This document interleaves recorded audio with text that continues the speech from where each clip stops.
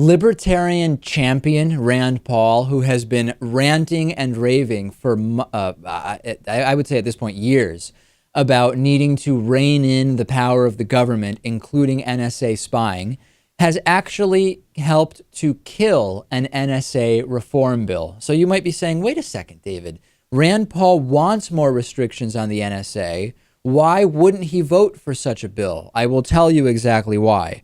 The USA Freedom Act, which was sponsored by Senator Patrick Leahy, a Democrat, received 58 votes last night, too short of cloture, which is that magic number in the Senate that would move the bill to an actual roll call vote. The 40 Republicans and 1 Democrat who voted against the bill did so mostly because they said the bill didn't go, that the bill went too far in restricting the NSA's powers.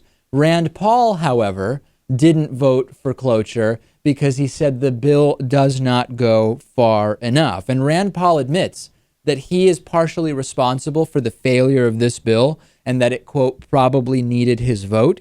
He says that this doesn't go far enough. Do you question, Lewis, the political validity of this strategy? I question everything Rand Paul does.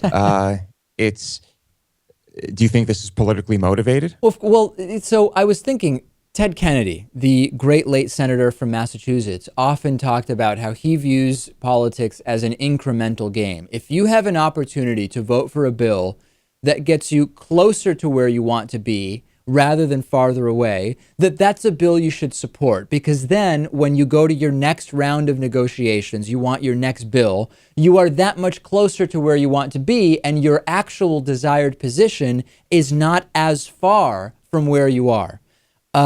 Rand Paul seems to not believe that, and there are some people who believe in the, unless we're tearing this all down and replacing it with exactly what I want, I'm not going to support it. Some people consider this a kind of principled and very moral position. On the other hand, many consider it kind of boneheaded from a political perspective. Well, politically, I don't think Rand Paul will be anywhere other than where he is right now. I don't see him in higher office. Or maybe you're just talking about, certain bills individually when it comes to your voting record and this and that. Well, I'm saying if he really is a libertarian, this bill did provide a more libertarian point of view or perspective on what the NSA would be allowed to do. But I'm increasingly convinced, Louis, that Rand Paul is really not a libertarian, because when you think about it, you can't really oppose reproductive choice and be a libertarian. That is a way in which Rand Paul is actually an authoritarian, not a libertarian. You can't oppose same-sex marriage, for example, and call yourself a libertarian. And Rand Paul has said that he personally opposes same-sex marriage, but that he would favor allowing states to decide for themselves.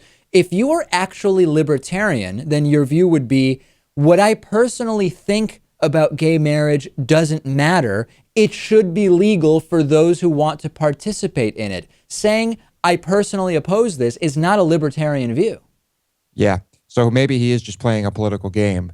And I think as the more we talk about libertarians, the more ambiguous the term libertarian seems to become. Oh, of course. It's libertarian increasingly has a very specific meaning only when related to very particular political issues. And when it comes to so much other stuff, libertarian actually is very, very much authoritarian today. And Rand Paul is the perfect representation of that. We have a fantastic program planned for you today. I have amazing Hatriot mail for you, and we will speak to a water economist about all of the water problems that we are facing on this planet today.